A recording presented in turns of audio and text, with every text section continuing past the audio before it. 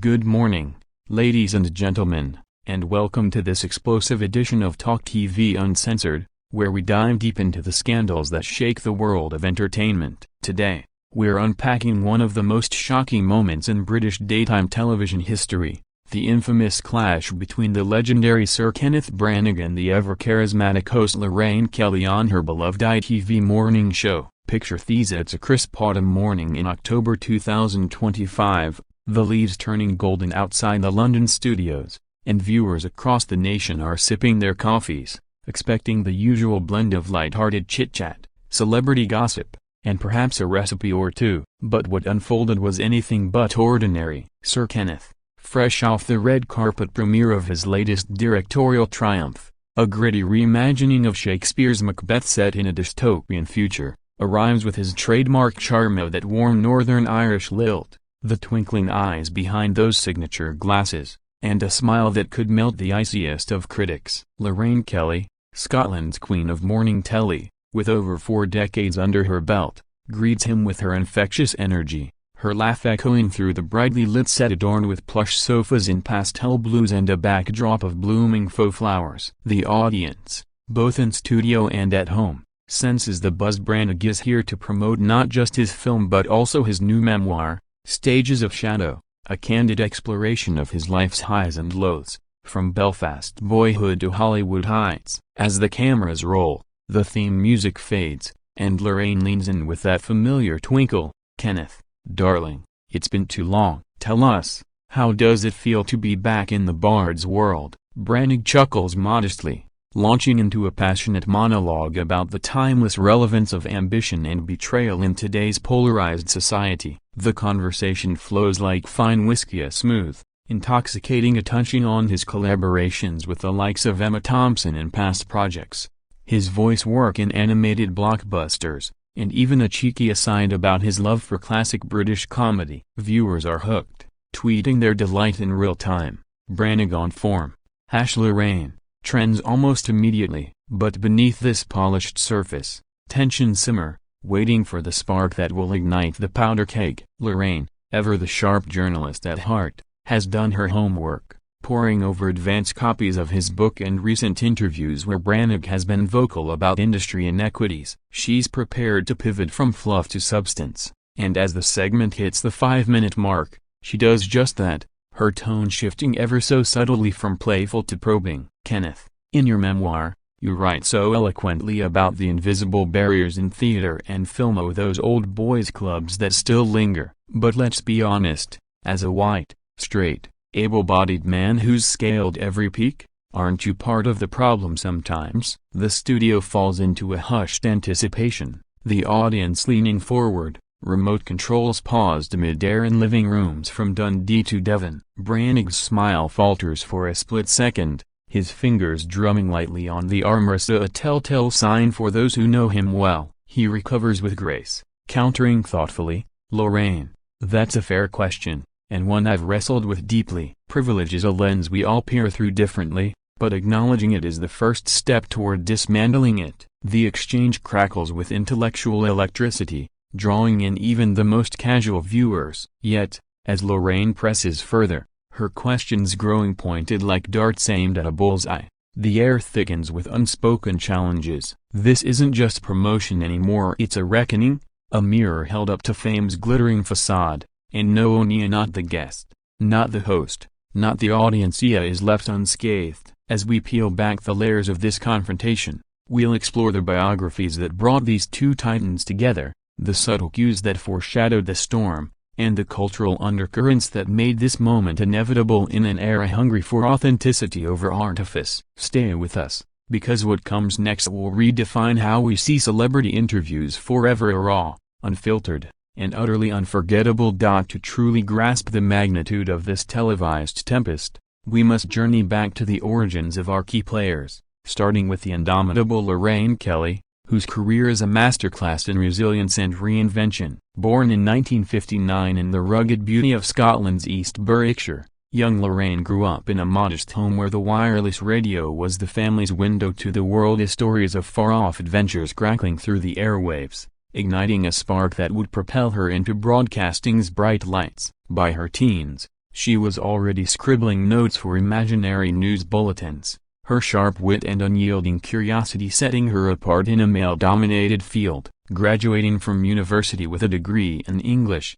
she hustled her way into local radio, then television, cutting her teeth on hard-hitting reports for BBC Scotland during the turbulent 1980s miners' strikes and the poll tax riots. Her big break came in 1993 when she joined GMTV as a roving reporter, her infectious energy and down-to-earth demeanor quickly making her a household name. But it was helming her self-titled show in 2010 that cemented her legacy, a format blending celebrity banter, heartfelt human interest stories, and her signature Lorraine's Lunchbox segment, where she'd unpack viewer dilemmas with the empathy of a best friend. Over 3,000 episodes, she's interviewed everyone from rock gods to royals, always with that disarming blend of warmth and tenacity. Yet, beneath the smiles lies a fierce advocate for women's rights, having championed campaigns against domestic abuse and for equal pay in media, earning her an Obie in 2012 and a CBE in 2021. Lorraine's personal life mirrors her professional grit. Widowed young after her husband died in a car crash, she raised her daughter Rosie as a single mom, channeling grief into fuel for her unstoppability. Fast forward to 2025, and at 66, she's sharper than ever, her show a ratings juggernaut pulling in 1.2 million viewers daily. A beacon in an age of streaming fragmentation, it's this Lorraine woman who's stared down sexism, survived scandals like the 2019 GMTV phone hacking fallout, and emerged not just intact but iconic, who steps into the ring with Branagh. Now, contrast her with Sir Kenneth Charles Branagh, born in 1960 in the shipyards of Belfast, where the hum of cranes and the wail of sirens scored the soundtrack of his childhood amid the Trouble's shadow. Evacuated to Reading at age 9 for safety, young Kenneth found solace in the local repertory theatre, his innate mimicry and booming voice turning bullies' taunts into applause. A scholarship to RADA at 18 launched him into stardom. By 23, he was founding the Renaissance Theatre Company, a touring troupe that breathed fresh life into Shakespeare with populist flair. His 1989 adaptation of Henry V didn't just win Oscars, it redefined cinematic Shakespeare for a generation, blending visceral battle scenes with poignant introspection. Hollywood beckoned with roles in Dead Again and Frankenstein, but Branagh's heart remained in directing, helming hits like Thor while earning a record-tying 11 Oscar nods without a Weena until his 2022 Belfast semi-autobiography snagged Best Director. Knighted in 2012. Married briefly to Emma Thompson before finding lasting love with Lindsay Brunnock, Branagh's off-screen life is one of quiet philanthropy, supporting arts access in underprivileged communities. By 2025, at 65, he's a cultural colossus, his Macbeth poised for awards glory, his memoir a bestseller dissecting fame's Faustian bargain. These ta Lorraine, the tenacious Scotswoman who's clawed her way to the top, Kenneth, the eloquent Irishman who's danced with destiny, represent the best of British Isles talent. Their paths have crossed before, in lighter times. A 2017 chat on Weinstein's downfall where Branagh called it a sea change, or a 2022 promo for Belfast filled with mutual admiration. But this day, with stakes higher than ever, Lorraine's show facing digital rivals, Branagh guarding his legacy amid #Me Too aftershocks, the stage is set for collision. As the interview commences, early banter about Branagh's mustache and Macbeth elicits laughs, the audience warming to his tales of set mishaps, like a prop dagger that nearly impaled a stunt double. Lorraine nods enthusiastically, her earrings catching the light, but her eyes betray the strategist within, timing her first real jab with precision. Kenneth, your book's raw, but some say it's performative. Ali Sheepa White Knight syndrome in woke clothing. The words hang, polite yet laced with challenge, and Branagh's response, measured and eloquent, begins to unravel the threads of decorum. What follows is a dissection of power dynamics, with Lorraine citing stats on female directors' underrepresentation at only 16% in 2024's top films, so while Branagh defends his mentorship programs,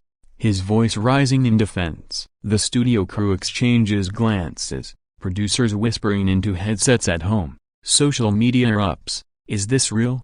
Branagh vs. Lorraine. This biographical prelude illuminates why this clash resonates so profoundly at two icons, forged in adversity, now clashing over the very systems that elevated them, in a spectacle that blurs the line between entertainment and enlightenment. Midway through the segment, with the clock ticking mercilessly toward the half-hour mark, the dialogue transforms from spirited debate into a full-throated confrontation, the kind that leaves indelible scars on reputations and relationships alike. Lorraine, her cheeks flushed with the fervor of conviction, leans in closer, her voice a blend of steel and sorrow as she unearths a particularly thorny excerpt from Branagh's memoir. Kenneth, you write glowingly of your bromances with co-stars like Colin Firth and Tom Hiddleston. A lad's nights. Insider joke. But where's the equivalent for the women who've carried your visions? Is it still that locker room mentality lingering from your RADA days? The accusation slices through the bonhomie, evoking ghosts of Branagh's early career, when all male improv troupes dominated the Edinburgh Fringe, and opportunities for actresses were as scarce as hen's teeth. Branagh, his composure cracking like fine porcelain under pressure, sets down his water glass with deliberate care, the clink amplified by the sensitive mix. Lorraine, that's painting with a broad brush, dangerously so. Emma and I built an empire on equality. Our divorce didn't erase that. Mentioning his ex-wife, the brilliant Emma Thompson, injects a personal venom, the studio audience gasping audibly, a collective intake of breath that ripples through the control room. Producers scramble, one barking into a headset, "We're ho to keep it rolling, but prep the eject button." At home, viewership spikes 40%, algorithms pushing notifications, breaking. Branagh snaps back at Kelly. Lorraine, sensing vulnerability, doesn't relent. Instead, she channels the spirit of her investigative roots, referencing a 2024 Variety expose copyright on gender pay gaps in Branagh's Artemis Fowl production, where female VFX artists earned 15% less despite equal hours. It's not ancient history, Canada, it's last year. How do you square that with your inclusive manifesto? Branagh's retort comes swift and sharp, his eyes flashing with rare ire. Squares? It haunts me, Lorraine. I've donated residuals to equity funds, but absolution isn't a check, it's action. Question my efforts, fine, but don't impugn my intent without the full ledger. The exchange volleys like a tennis rally at Wimbledon, each point more blistering. Lorraine lobs examples of overlooked female directors like Phyllida Lloyd. Branagh smashes back with his championing of Phyllida's Henry IV adaptations. The set's temperature rises palpably, stage lights casting dramatic shadows that heighten the drama, as if the gods of theater themselves have descended. In the green room,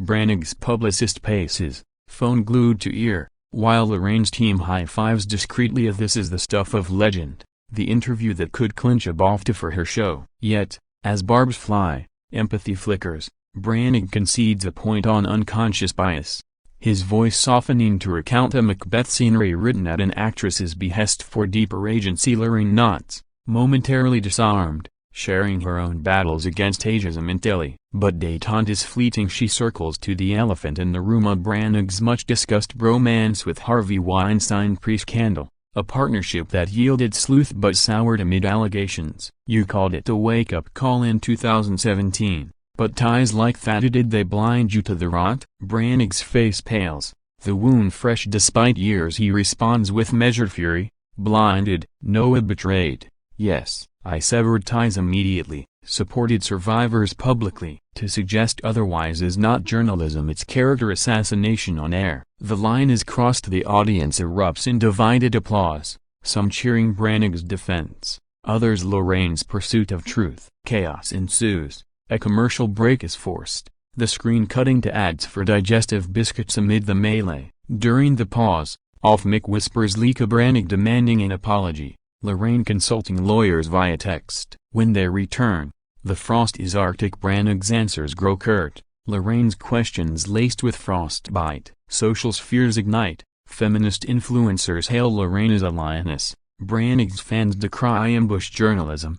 Hashtags like #cancel Lorraine and #stand with Branagh trending neck and neck. This pivotal escalation underscores the interview's stake as not just personal pride, but the soul of public discourse in an post-truth era. where celebrities are held to account live, unsparingly. As the segment hurtles toward its denouement, the studio pulses with unresolved energy, every eye on the duo locked in this duel of words, where victory means validation and defeat, a dethroning. Little do they know, the final act will shatter the set's fragile peace entirely. The final minutes of the interview unfold like a tragedy in 5 acts, the crescendo building to a rupture that no one, least of all the participants, could have scripted, yet feels inexorably fated in the pressure cooker of live broadcast. With the ab-breaks bandage hastily applied, Lorraine re-enters the fray with a veneer of reconciliation, her smile practiced but her eyes alight with unquenched fire. Kenneth, let's end on a high. Your Macbeth looks phenomenal. Ambitions cost, eh? Rings true off-screen too. Branagh, his tie slightly askew from animated gesturing, forces a grin, but the damage lingers. His response is clipped like a telegram.